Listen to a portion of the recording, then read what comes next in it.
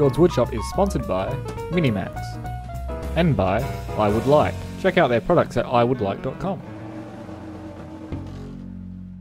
Now, I'd been at work for about 3 weeks and I hadn't had any shop time, so I thought this would be the perfect time to actually get out there and make something for my Mother's Day gift.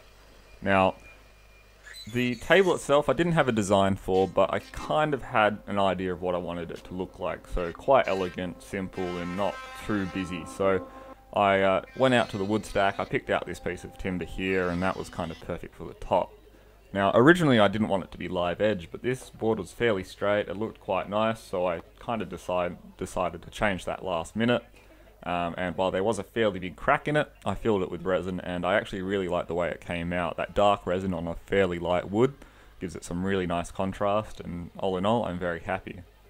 For this part here, I'm actually using a heat gun over the epoxy, and that's a tip I picked up from a props maker. So by putting a heat gun over your epoxy, it brings all of the air bubbles to the surface, and you get a really nice solid pour and no air bubbles. So it's a really good tip, and it works really well. Now, once the epoxy was all pulled off, I cut the ends of the boards to be about 30 degrees, and that sort of matched the angle of that live edge, and really that makes the entire piece look a lot lighter and more elegant in my mind. Now, for the legs, I wasn't sure what I wanted to do, but I decided in the end to use 2 legs, both solid timber, and make them about 850 millimeters tall, so it was pretty standard height. So here I just cut them to length, and I definitely didn't want them to be live edge because I do believe there's such a thing as too much live edge in furniture. So once they were cut to length, I took them over to the bandsaw and I ripped off that live edge. Now, I actually did this twice, but I only shot the first time, so this time I actually cut them a little bit too wide, so there was quite a lot of bark left on them.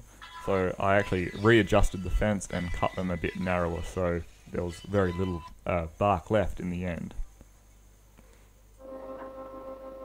Now, just like always, I took it over to the thicknesser and planer, and I planed one face to be nice and flat, flipped it on edge, did one edge to be nice and flat, and then I converted the machine to be thicknessing mode, and I sent it through to bring the opposing faces to be flat and parallel.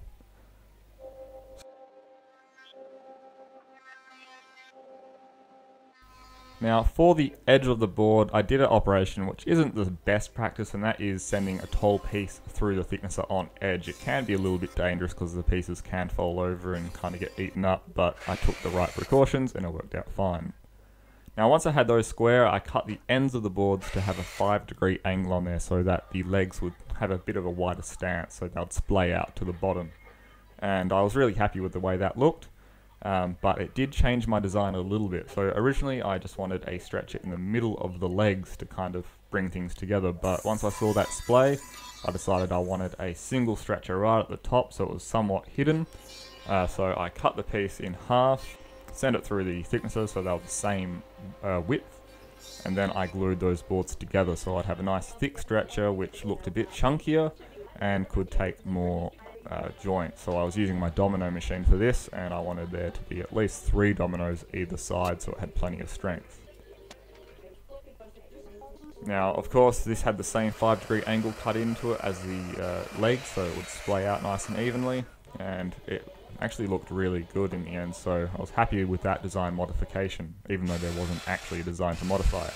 Now, I use the domino for my joinery here, and really I think what would look great is through tenons which were wedged, but I just didn't have the time. I had 1 day to build this table, so I thought, why not do this? Now, the glue up was pretty straightforward, not too much to it. The geometry was kind of strange because the tenons are 90 degrees, but the stretcher goes in at 5 degrees, so there was a little bit of confusion there, but I used a bit of brute force with the mallet, and things came together quite nicely. Now, clamping this piece together, it's a little bit tricky as it's splayed out, so I cut 2 pieces of wood with a 5-degree angle on one edge, and I just used that so I had a good clamping surface, and that worked quite well. And I just had to wipe off the glue and, let it dry.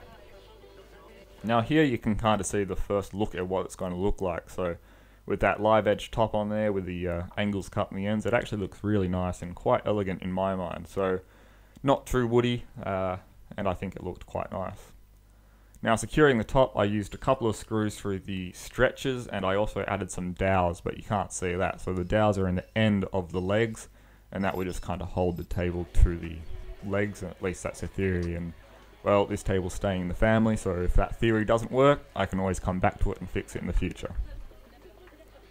Now for the finish, I just sanded it all to about 180 grit. Here I'm just cleaning it up after it had been resting on the top, and applied 1 coat of shellac, sanded that back with 600 grit sandpaper, and then I also buffed in a bit of paste wax, so that kind of brought out a sheen, and it should seal it quite nicely. So a really simple finish, and it works well, and it's quick to apply.